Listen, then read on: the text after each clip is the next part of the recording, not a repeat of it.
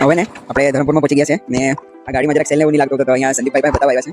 એક number mechanic છે.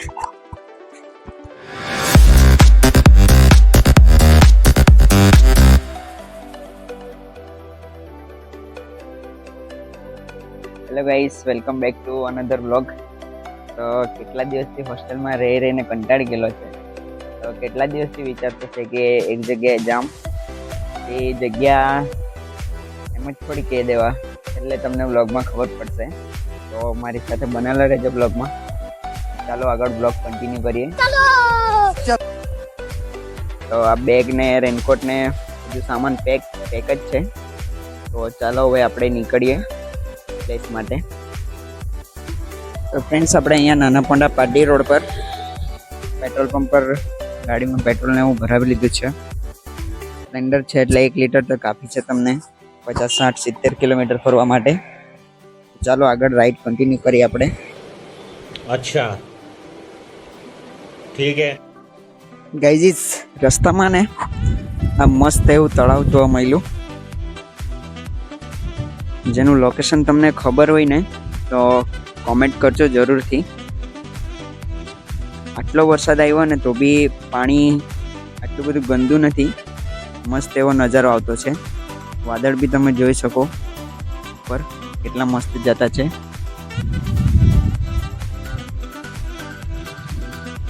તો ભાઈ લોગ, આપણે રસ્તામાં ને આ મસ્ત એવું લોકેશન આવ્યું છે. જોઈ શકો તમે, પુલ એકદમ મસ્ત છે. નદીમાં બી પાણી એકદમ ભરપૂર જતું છે. તો ફ્રેન્ડ્સ, આ કયું ગામ લાગે ને આ કઈ નદી છે ને એ કોમેન્ટ જરૂરથી કરજો. ને ફ્રેન્ડ્સ, થોડીક વાર તો અહીંયાનો નજારો જોવા જેવો જ છે, તો ઊભી રહેવાનું તો બને જ.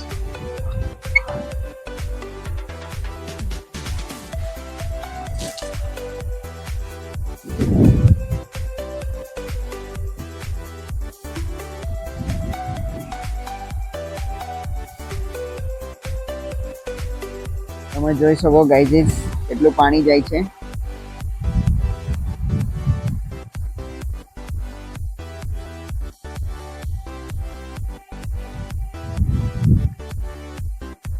તમે આ પુલનો નજારો બી જોઈ શકો, એકદમ મસ્ત છે. ને મને એવું લાગે કે અહીંયા ફોટોશૂટ માટે બી બહુ પબ્લિક આવતી હશે. તમે બી કોઈ વાર ટ્રાય કરી જજો ફોટોશૂટ. ને જો તમે ફોટોશૂટ પર આવેલા હોય તો કોમેન્ટ જરૂર કરજો કે હા, મેં અહીંયા ફોટોશૂટ કરી ચૂકેલો છે. જોઈ શકો આ બાજુ એકદમ ભાત રોપેલું છે બંને સાઈડ. પછી બહુ બધા કદાચ ખેતી કરેલી છે. એટલે ફ્રેન્ડ્સ, આ બાજુના જે લોકલ જે રહેવાસી છે ને તે મોટે ભાગે ખેતી પર ડિપેન્ડ હશે એવું લાગે. એમ તો મે બી ખેડૂત જ છે ને મે બી ખેતી પર જ મોટે ભાગે ડિપેન્ડ રહ્યું. પણ અમુક લોકો હોય જેમની જમીન ના હોય તો એ લોકો વેચાતું લઈને ખાતા હોય. પણ આ તમે જોઈ શકો, આ બાજુના ગામડા વિસ્તારમાં ટોટલી ખેતી પર ડિપેન્ડ રહી લોકો. પછી રસ્તામાં ને આ દાદા હતા જે ટોપલાને એવું બનાવતા હતા. આજકાલ તો પ્લાસ્ટિકનું જ બધું મળે, પણ આજના એવા ટાઈમમાં બી દાદાને ટોપલા બનાવતા જોઈને દિલ ખુશ થઈ ગયું. દાદા માટે એક લાઈક કરજો. હવે ને આપણે ધરમપુરમાં પહોંચી ગયા છે ને આ ગાડીમાં જરાક સેલ ને એવું નહીં લાગતું હતું તો અહીંયા સંદીપભાઈ પાસે બતાવવા આવ્યા છે. એક નંબર મેકેનિક છે.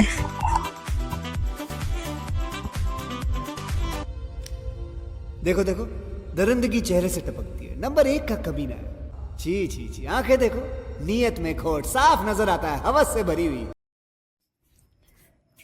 પછી ને મેં હજામત કરવા આવી લાગ્યો, એટલે બાલ કપાવા આવ્યો એમ.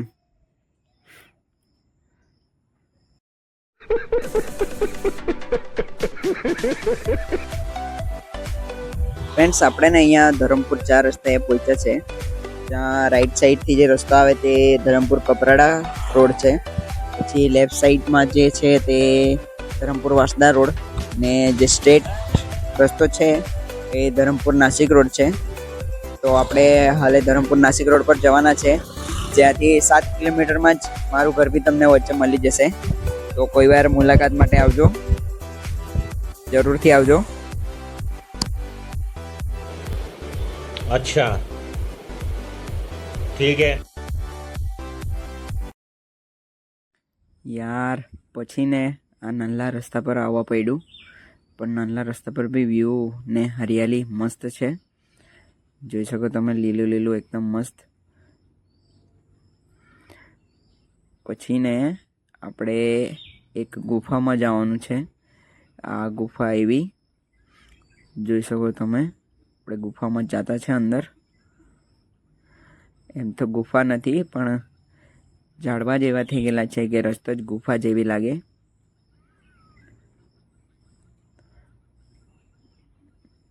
ફ્રેન્ડ્સ, થોડાક આપણે વધારે અંદર આવી ગયા.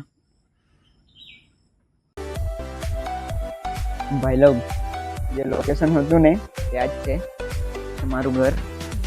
લગભગ 2 વર્ષથી જેવો મેં હોસ્ટેલમાં રહેતો હતો. કોલેજ ચાલુ થઈ હતી કે એટલે તો પછી લગભગ 2 મહિના પછી જેવો એ જ હતું લોકેશન. એ બહુ ચાલતું. હાલે તો મમ્મી બી લગભગ ગયેલા હશે, ખેતરે ગયેલા હશે. ચાલતું જોઈએ શું બનાવેલું. બહુ ભૂખ લાગેલી છે મને.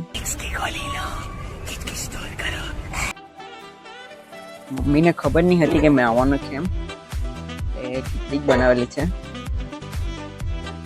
ફ્રેન્ડ્સ, આ હતો આજનો વ્લોગ. તો આજના વ્લોગ માટે મેં ઘરે આવ્યો ને મેં ટ્રાય કરા કાલે, તો કંઈ કામ નહીં હશે તો અમારે અહીંયા છે વોટરફોલ મસ્ત, એનો બ્લોગ કાલે લઈશું. જો કામ નહીં હશે તો જરૂરથી લઈશું, ને કાંઈ કામ નીકળશે તો નેક્સ્ટ ટાઈમ ટ્રાય કરશું. છે નજીકમાં જ જોજ. બ્લોગમાં બનેલા રહેવા માટે વિડીયો ગમ્યો હોય તો લાઈક કરજો, સબસ્ક્રાઈબ કરજો ને કોમેન્ટ જરૂરથી કરજો. તો મળશું જલ્દી જ નેક્સ્ટ બ્લોગમાં. તો હાલના માટે બાય બાય ફ્રેન્ડ્સ.